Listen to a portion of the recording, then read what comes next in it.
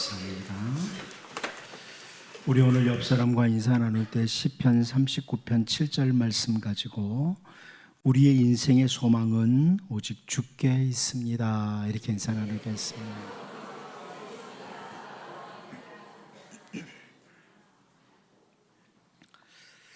우리들 곁에 함께 지내던 사람들이 한 사람 한 사람 이 땅에서 떠나는 일들을 만날 때마다 우리는 잠시 죽음에 대해서,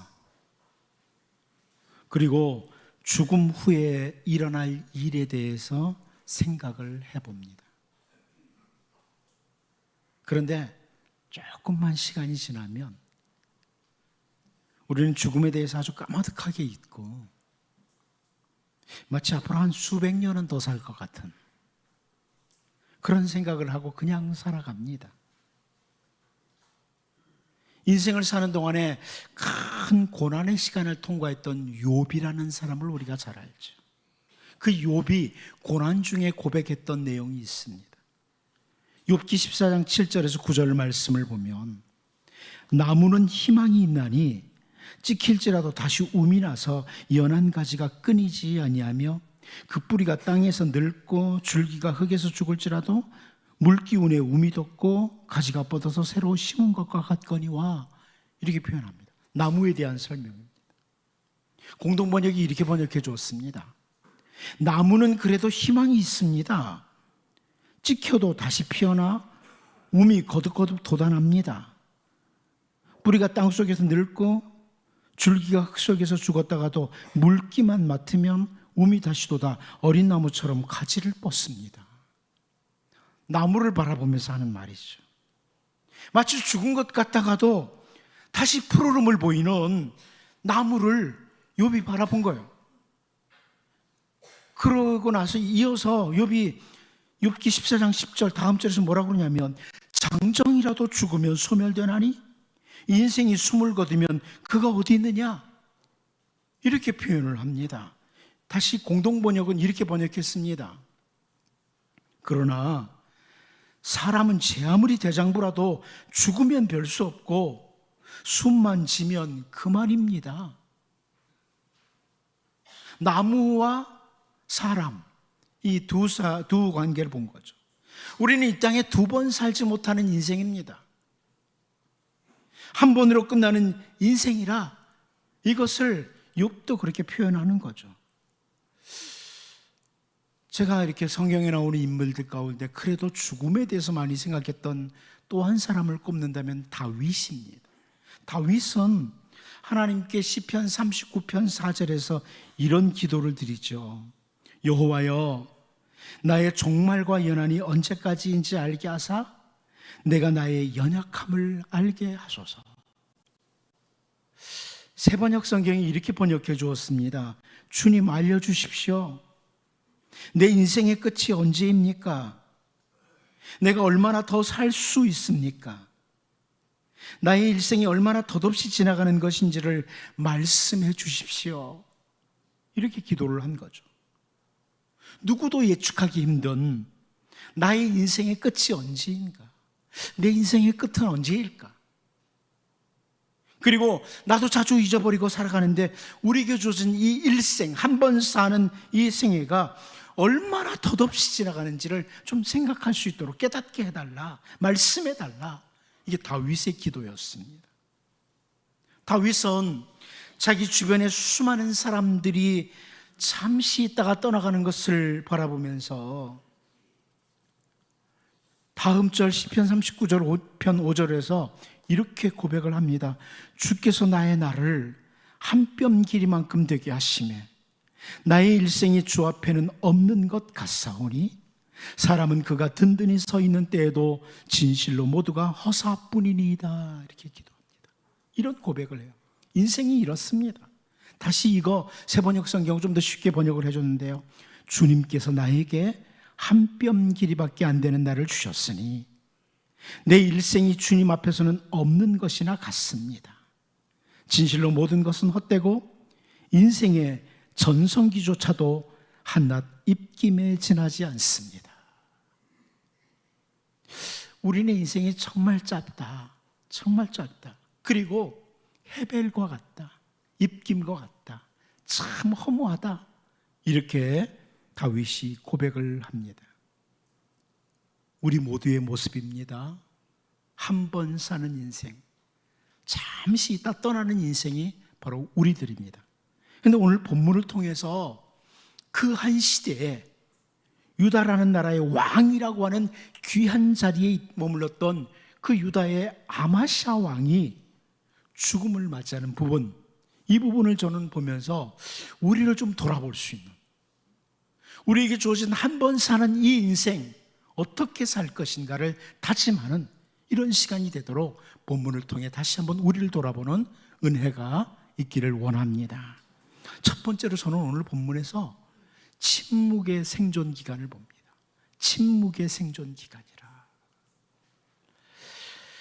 오늘 본문 17절을 같이 한번 읽어보도록 하겠습니다. 같이 봅니다. 시작. 이스라엘의 왕 여호아스의 아들 요아스가 죽은 후에도 유다의 왕 요아스의 아들 아마샤가 15년간을 생존하였더라. 우리가 계속해서 이 아마샤에 대해서 보고 있는데요, 이 아마샤가 하나님을 버리고 에돔의 신을 가져다가 섬겼죠. 그러던 중에 북이스라엘과 싸움을 걸었어요. 우리 한번 대면해 보자. 싸움을 걸었다가 아마샤가 패배했습니다. 남쪽 유다가 패배를 했죠. 북이스라엘이 승리를 했습니다. 그런데 그 북이스라엘의 왕이었던 요아스가 죽은 후에도 이 아마샤가 15년 동안 더 생존했다. 이게 17절 말씀입니다. 15년 더 살았다. 요아스, 승리했던 요아스는 죽었는데 15년을 더 살았다. 이런 말씀입니다. 근데 구약 학자들이 이 부분을 보면서요, 이 아마샤의 15년 인생, 남은 인생은 아무것도 한 것이 없는 단순한 생존 기간이었다. 이렇게 바라봅니다. 그 15년 동안 아무것도 한 게 없다는 거죠.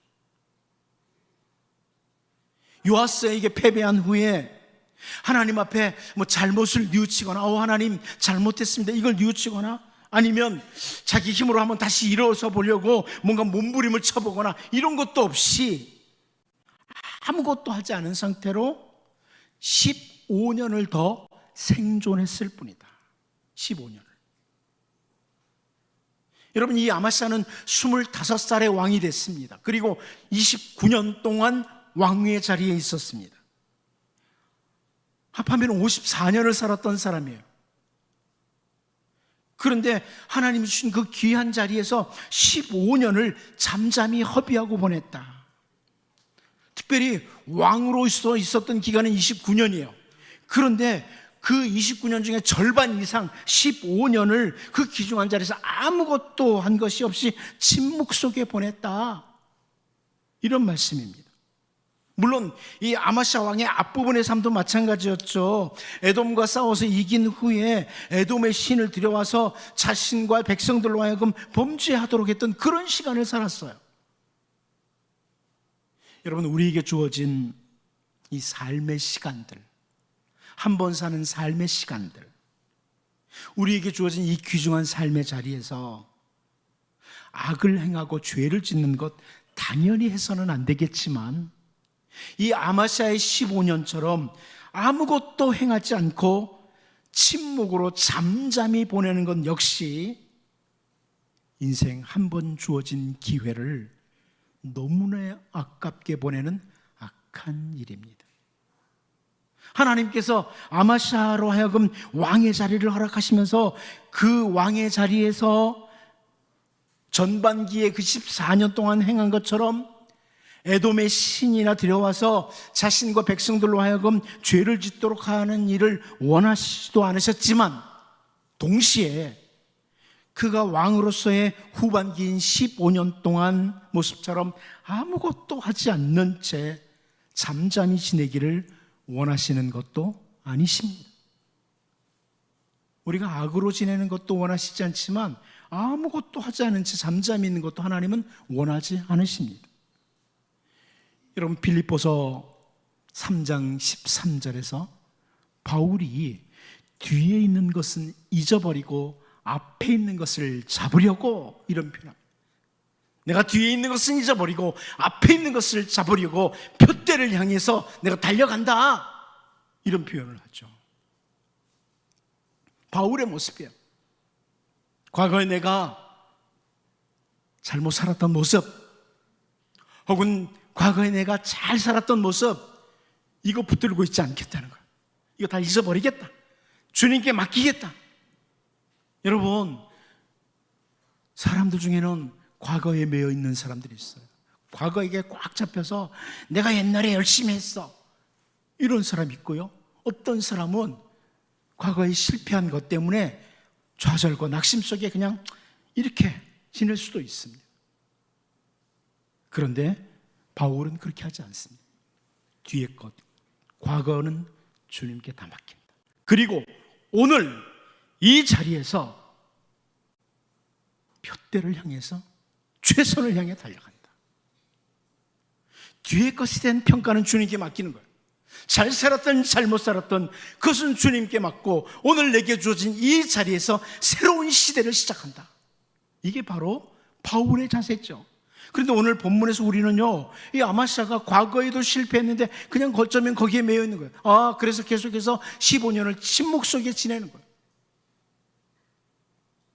여러분, 가정에서 아버지가 아버지 자리에 있으면서 가정에 있는 가족들을 고통스럽게 하고 그들의 삶을 힘들게 해서도 안 되겠지만, 아버지의 자리에서 아무것도 하지 않는 것도 역시 문제입니다. 단순히 그 아버지의 자리에서 얼마의 기간을 내가 보냈느냐, 이게 중요한 게 아니라는 거죠. 교회에서도, 사회의 어떤 자리에서도 오늘 나에게 주어진 자리가 중요해요. 오늘 내게 주어진 자리에서 이 자리는 하나님이 주신 자리다. 과거에 어떠했던 오늘 나에게 주신 이 자리는 하나님이 주신 자리다. 이 자리에서 정말 하나님이 기뻐하시는 게 뭐냐? 하나님은 내게 한 번 주어진 이 인생의 시간 동안 오늘 이제 어떻게 살기를 원하시나? 내게 주어진 자리에서 이걸 확인해야 되는 겁니다. 아마시아가 유다의 왕으로서 요아스가 죽은 후에 15년을 또 생존했지만 침묵의 시간, 잠잠히 아까운 인생의 시간을 보낸 것을 보면서, 여러분, 오늘 우리에게 주어진 자리에 있습니다. 바울처럼 과거는 다 묻어버리십시오. 우리 주님은 어떤 분이 말한 것처럼 과거를 묻지 않습니다. 오늘입니다. 오늘 내게 주어진 이 자리에서 하나님의 기대가 뭘까? 나를 이 자리에 있도록 하신 하나님의 기대가 뭐냐? 이제 우리에게 남은 생에, 한 번 주어진 그 남은 생에 정말 가치 있는 인생을 살아가는 이런 은혜가 우리 모두에게 있기를 바랍니다. 두 번째로 저는 오늘 본문에서 반역, 그리고 반역을 보게 됩니다. 우리 본문 19절, 20절을 같이 한번 읽어보도록 하겠습니다. 같이 봅니다. 시작. 예루살렘에서 무리가 그를 반역한 고로 그가 라기스로 도망하였더니 반역한 무리가 사람을 라기스로 따라보내 그를 거기서 죽이게 하고 그 시체를 말에 실어다가 예루살렘에서 그의 조상들과 함께 다윗성에 장사하니라. 아마시아가 예루살렘의 왕이었습니다. 예루살렘에 있는 유다의 왕이었죠. 예루살렘에서 반역이 일어났습니다. 아마시아가 살기 위해서 도망을 가요. 라기스라는 지역으로 도망을 갔습니다. 그런데 이 반역을 했던 사람들이 사람을 라기스까지 보내서 거기서 아마시아를 죽이고 다윗성으로 실어다가 장사를 지냅니다. 이 19절 20절 말씀이에요. 그런데 이 동일한 사건, 같은 사건을 역대기 기자는요, 왜 그랬는지 이유까지 기록해 줍니다. 왜 이렇게 했는지 이유까지 기록해 줘요. 역대하 25장 27절을 보면 아마시아가 돌아서서 여호와를 버린 후로부터 예루살렘에서 무리가 그를 반역하였으므로 그가 라기스로 도망하였더니 반역한 무리가 사람을 라기스로 따라 보내어 그를 거기서 죽이게 하고 그럽니다. 아마시아가 돌아서서 여호와를 버린 후로부터. 아마시아가 돌아서서 여호와를 버린 후로부터 예루살렘에서 무리가 반역했다. 이런 말씀입니다. 아마시아가 돌아서서 여호와를 버린 후로부터 반역이 시작됐다. 이런 말씀이거든요. 이것은요, 사람들이 아마시아를 대적해서 반역을 일으킨 이유이기도 해요. 한마디로 말하면 아마시아가 먼저 하나님을 반역했다는 거예요. 아마시아가 먼저 하나님을 반역했다. 하나님을 반역하는 일이 아마시아에게 먼저 있었고, 그래서 예루살렘에서 반역하는 무리가 일어났다. 이런 말씀이에요. 아마시아가 하나님을 반역하니까 반역하는 무리들이 일어났다. 라기스까지 도망갔는데 거기까지 쫓아와서 반역을 행했다. 이런 설명입니다. 여러분, 하나님께서요, 그 애굽에서 나온 이스라엘 백성들에게 이제 너희를 내가 그 애굽 땅에서 구출해 주었는데 이제부터는 내가 너에게 주는 그 말씀, 이 율례를 따라서 살아라, 이렇게 말씀을 주시면서 레위기 20장 22절에서 이런 말씀 주십니다. 너희는 나의 모든 규례와 법도를 지켜 행하라. 그리하여야 내가 너희를 인도하여 거주하게 하는 땅이 너희를 토하지 아니하리라. 무슨 말씀이에요? 하나님이 주신 말씀, 모든 규례와 법도를 지켜 행해라. 그러지 않으면, 그렇게 살지 않으면 너에게 준 이 땅이 너희를 토해버린다. 너희가 하나님의 말씀을 반역하면 땅이 너희를 반역한다. 이런 의미죠. 너희가 하나님을 반역한다면 너희가 거주하는 땅도 너희를 반역할 것이다. 이런 의미입니다. 시편 기자가 시편 119편 80절에서 이런 기도드리죠. 내 마음으로 주의 율례들에 완전하게 하사 내가 수치를 당하지 아니하게 하소서. 좀 비슷한 기도라고 봐요. 하나님의 백성이 하나님의 말씀을 따라 살아가므로 세상에 존재하는 것들이 나에게 반역을 일으키므로 내가 당하는 수치가 없게 해달라. 이런 기도예요. 여러분, 하나님을 내가 반역할 때 세상에 있는 모든 것들이 나를 반역한다. 이런 의미입니다. 민수기 26장 9절에서 10절 말씀을 보면요, 엘리압의 아들은 느무엘과 다단과 아비람이라.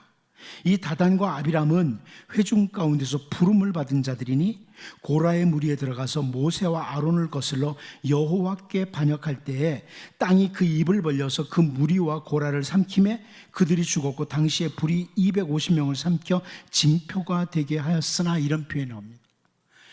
여호와께 반역할 때, 하나님을 반역할 때 땅이 입을 벌려서 그들을 삼켜버렸다.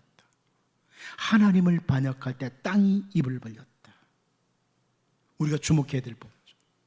여러분, 나는 하나님을 반역하고 있지는 않나 늘 돌아봐야 되는 거죠. 하나님을 버리고 반역한 아마시아에게 아버지 때 그랬던 것처럼 또다시 반역이 일어나고, 그 반역으로 말미암아 라기스까지 도망을 갔는데 거기까지 따라와서 죽이는 이 일을 보면서 반역, 그리고 반역을 보는 거예요. 우리가 하나님을 반역하는 자로 살면 땅을 비롯해서 모든 것들이 우리들의 대적자들이 될 겁니다. 하지만 이제부터 중요한 겁니다. 오늘이 중요합니다. 오늘부터 내가 하나님의 올바른 백성으로 딱 서면, 다른 표현으로 하나님을 향해서 우리의 얼굴을 향하면, 내 얼굴을 하나님께로 향하면, 요엘서 2장 19절 20절 앞부분을 보면 이렇게 설명을 하죠. 여호와께서 그들에게 응답하여 이르시기를 내가 너희에게 곡식과 새 포도주와 기름을 주리니 너희가 이로 말미암아 흡족하리라. 내가 다시는 너희가 나라들 가운데서 욕을 당하지 않게 할 것이며 내가 북쪽 군대를 너희에게 멀리 떠나게 하여 메마르고 적막한 땅으로 쫓아내리니. 그럽니다. 회복입니다. 내가 하나님을 향해서 얼굴을 향할 때, 내가 하나님을 향해서 얼굴을 향한다, 하나님을 기대한다, 하나님을 바라본다, 하나님께 기도한다, 이런 거죠. 그럴 때 하나님은 그 백성에게 회복을 준다. 필요한 모든 것들을 공급하시고 원수들이 물러가게 하시고 이렇게 하신다는 거예요. 여러분, 우리가 지난 과거 중요하지 않습니다.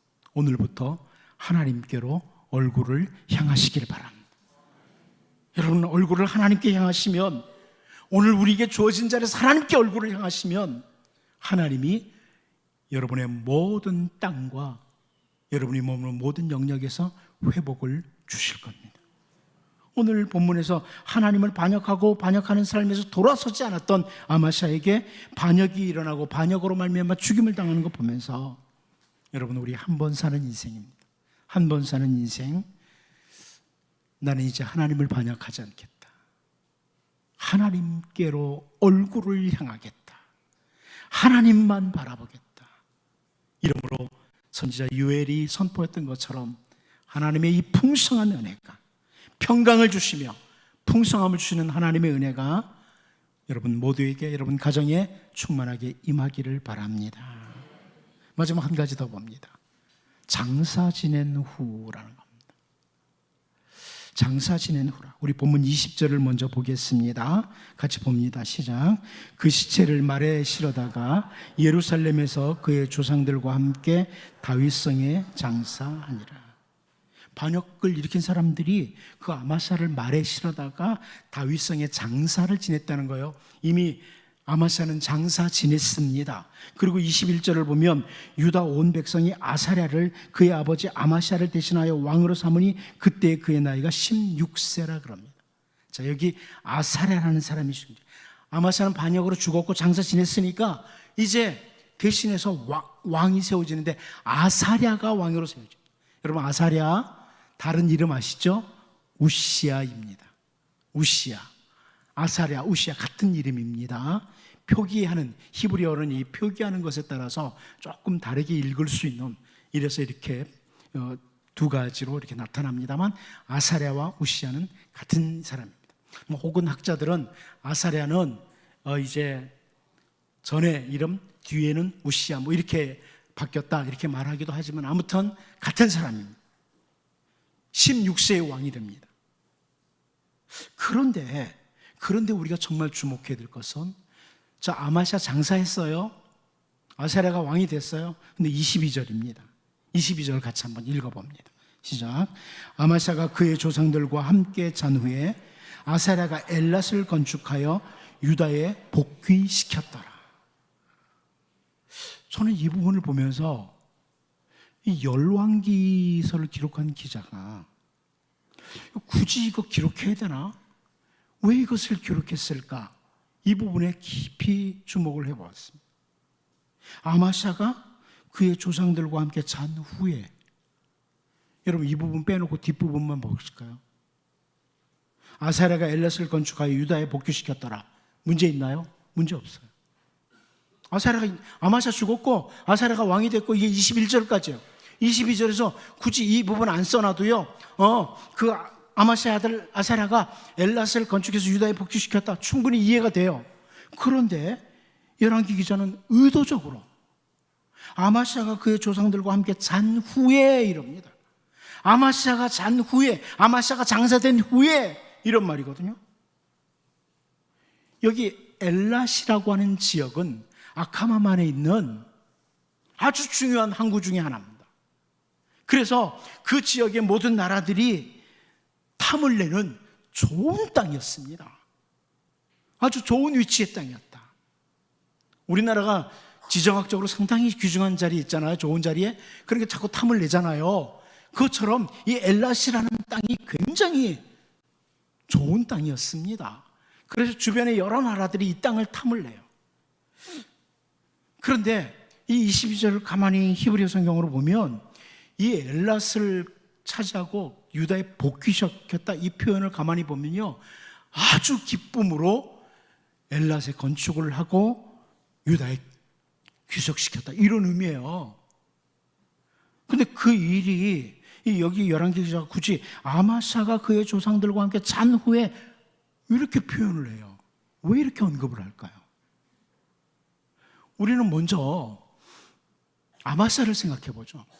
장사 지낸 후에 아무리 대단히 기쁜 일이 일어난다고 해도 아마샤는 그 기쁨에 동참할 수가 없습니다. 이걸 먼저 보여줘요. 다른 표현으로 유다 땅에 큰 기쁨이 아마샤가 죽은 후에 일어났기 때문에 그는 그 기쁨을 누릴 수가 없어요. 우리들도요, 주어진 인생 한 번 딱 살고 마치고 나면, 우리도 장사 지내고 나면은 기쁨도 슬픔도 아픔도 고통도 아무것도 없습니다. 알지를 못해요. 그런데 저는 이 부분을 보면서 분명한 또 다른 이유가 있다는 것을 확인합니다. 이 표현 속에 있다. 이 구절은요, 아마사의 아들 아사랴가 대단한 실력을 갖춘 자였기에 이 엘랏이라는 너무나 좋은 땅을 차지하게 됐다, 이걸 보여주는 게 아니에요. 전혀 그런 부분이 나타나질 않아요. 아무리 전후 문맥을 봐도 아사랴가 대단해서 이 땅을 차지했다, 이런 내용이 없어요. 뭘 보여줍니까?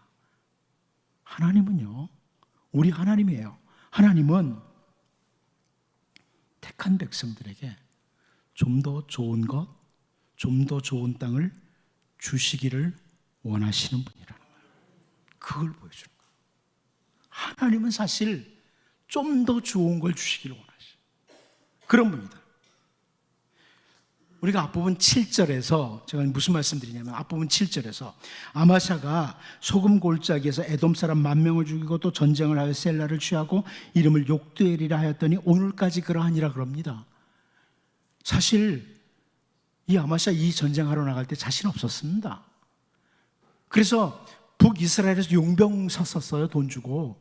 근데 하나님이 보내라, 용병 필요 없다, 내가 싸운다, 이래가지고 아마샤가 나가서 셀라를 취했어요. 셀라 땅을.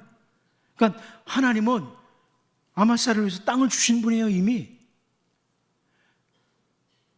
그런데 이 아마샤가 승리를 한 후에 하나님이 주신 땅을 받으면서 에돔 신을 같이 가지고 온 거예요. 에돔의 신을. 그리고 섬기면서 하나님을 반역했던 거죠. 오늘 보면 22절과 연결해서 본다면, 하나님은 택한 백성들에게 가장 좋은 것을 주시기를 원하시는 하나님이세요. 우리 주님이 설명해 주신 것처럼 땅에 있는 아버지들도 가장 좋은 거 주려고 하지만 하나님은, 하늘에 계신 하나님은 더 좋은 걸 주시기를 원하세요. 아사랴가 아니라 아마샤 때에도 그 엘랏이라는 땅을 주실 수 있었습니다. 그때에도 말입니다. 셀라만이 아니라 엘랏도 주실 수 있었어요. 그런데 이 반역을 한, 에돔의 신을 가지고 와서 반역을 한 아마샤를 장사 지낸 후에, 그럽니다. 아마샤를 장사 지낸 후에 아사랴로 하여금 그 땅을 갖도록 했다, 이 말씀이에요. 한마디로 아마샤는 하나님이 주시는 풍성함을 스스로 차버린 사람이에요. 하나님은 셀라만 주시기를 원하지 않은 거예요. 그래, 너희 주변 국가들도 모두가 다 그 엘랏이라는 거 좋다고 여기지, 내 거기도 너 줄 거야. 하나님은 주시기를 원하시는 거예요. 더 풍성함을 주시기를 원하는 거예요.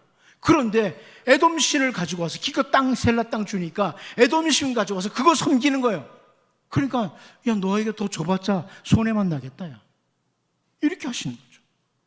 여러분, 우리 하나님은요, 오늘도 우리들에게 가장 좋은 것을 주시기를 기뻐하시는 분이십니다. 하나님은 우리를 너무 잘 알아요. 한 번 사는 인생이라는 걸 알아요. 그래서 기왕이면 더 좋은 것 주시기를 원하세요. 그런데 아마샤를 보셔야 됩니다. 꼭 아마샤를 장사 지낸 후에, 열왕기 기자가 의도적으로 해요. 아마샤를 장사 지낸 후에, 안 기록해도 된대요. 아마샤가 죽었기에 엘랏 차지했다는 말입니다. 여러분, 저는 우리에게 주어진 인생을 살아가면서 얼굴을 하나님께로 향하기를 원합니다. 아마샤와 같이가 아니라 얼굴을 하나님께로 향하도록, 하나님의 얼굴빛이 우리에게 비치도록. 그러면 우리는 이 땅에서 하나님이 가장 좋은 것을 주시는 것들을 누리며 살 수 있습니다. 풍성함이 있다는 겁니다. 제가 다시 강조합니다. 과거는 묻어두십시오. 오늘부터입니다. 오늘 나에게 주어진 자리에서 우리의 얼굴을 하나님께로 향하며 주어진 한 번의 인생, 주님의 백성답게 가치 있게 삶으로, 하나님 바라보며 삶으로 하나님이 여러분과 여러분 가정에, 여러분의 모든 삶의 영역에 풍성함으로 함께 하시기를 바랍니다. 기도하겠습니다. 하나님 아버지, 마지막 15년, 기회로 주신 15년인데 침묵의 시간으로 그냥 잠잠히 아까운 시간 허비했던 아마샤를 보게 됩니다. 주님, 한 번 주어진 인생 이제부터라도 허비하지 않도록 도와주시고, 하나님을 반역했을 때 또 다른 반역이 백성들에게서 일어나는 걸 보면서 하나님을 반역하는 모습 없도록 돌아보게 하시고, 언제나 우리의 얼굴을 하나님께로 향하고 하나님의 얼굴빛을 비춰주시는 은혜가 있게 하여 주옵소서. 아마샤를 장세 지낸 후에 엘랏을 나사렛에 주신 하나님 보면서 주어진 우리의 한 번의 인생의 기회 동안, 남은 인생 기회 동안 하나님의 풍성함을 경험하며 살 수 있는 여기 모든 주의 백성들 되도록 인도하여 주옵소서. 예수님의 이름으로 기도하옵나이다.